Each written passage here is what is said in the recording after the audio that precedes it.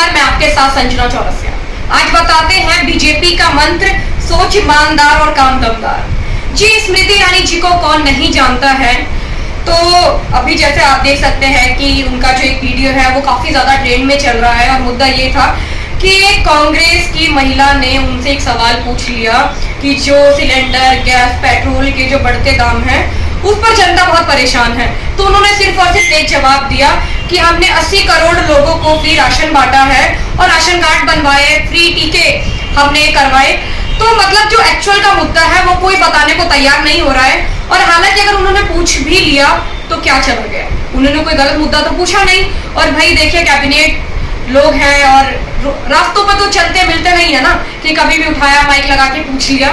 तो उन्होंने बड़े लहजे के साथ, जो कांग्रेस की महिला थी, उन्होंने पूछा पेट्रोल, सीएनजी, एलपीजी के तमाम दामों को लेकर के। तो उन्होंने कोई जवाब नहीं दिया, सिर्फ एक जवाब के अलावा कि 80 करोड़ लोगों को हमने फ्री राशन बांटे और कोविड के टाइम में हमने फ्री टीकाकरण किया। अच्छा जी, चलिए कोई बात नहीं, आपने फ्री टीकाकरण किया, बहुत अच्छी बात है, वो सरकार का काम है, क्योंकि हम जनता है और सरकार हमारे लिए तमाम सारी चीजें करती, तो बताने की जरूरत नहीं थी। हमको भी पता था कि केंद्र की तरफ से टीके लग रहे हैं। लेकिन मुद्दा क्या था, पेट्रोल, डीजल, सीएनजी, एलपीजी, जो कि आम जनता के लिए बहुत बड़ा मुद्दा है। इस पर कोई बात करने को तैयार ही नहीं हो रहा है। तमाम न्यूज चैनल वाले हैं, हल्ला बोल, ये बोल, 7 बजे का बोल, 8 बजे का बोल, 9 बजे का बोल। सिर्फ और सिर्फ अगर देखा जाए तो हिंदू और मुस्लिम हर टीवी चैनल्स पर चल रहा है। कोई पेट्रोल, डीजल, सिलेंडर के दामों को लेकर के बोल ही नहीं रहा है।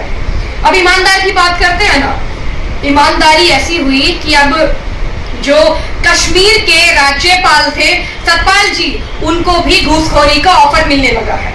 हाँ जी, बिल्कुल।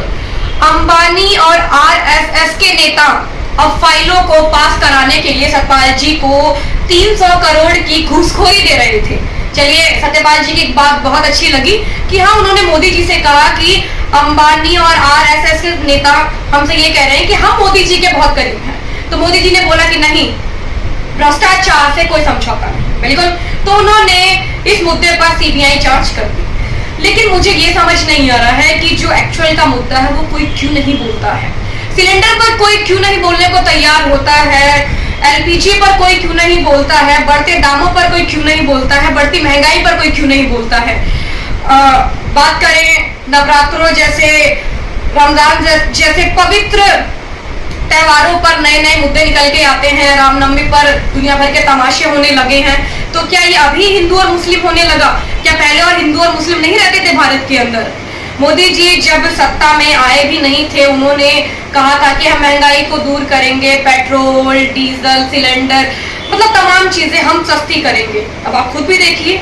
मुझे तो भाई देखिए, जनता का बिल्कुल समझ नहीं आता कि भाई मूर्ख हो गई है तो कुछ दिखना बंद हो गया, या सोच नहीं सकते, या जो चल रहा है उनको अच्छा लग रहा है, या उनके पास इतना पैसा आ गया है कि दुनिया भर में सबसे ज्यादा महंगा सिलेंडर भारत के अंदर मिल रहा है, उनको इस चीज से कोई फर्क नहीं पड़ता है।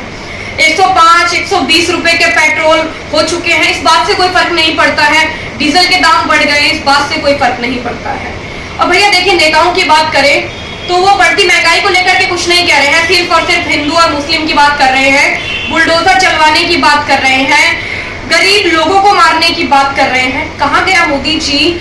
कम महंगाई वाला जो आप लेक्चर देते थे वो तो कहीं नहीं दिख रहा है। आपने तो एकदम से ऐसी महंगाई कर दी कि गर्मी में भी इतनी गर्मी नहीं लग रही है कि जितनी महंगाई को देख करके हमें गर्मी लग रही है। चलिए, हालांकि हम तो एसी में बैठे हुए हैं, हमें इस चीज से फर्क नहीं पड़ता है, लेकिन फिर भी उस आम जनता का क्या, जो रोज कमाती और खाती है, रोज उन्हें पेट्रोल चाहिए, डीजल चाहिए, एलपीजी चाहिए। आपको इस बात पर तो सोचना चाहिए था।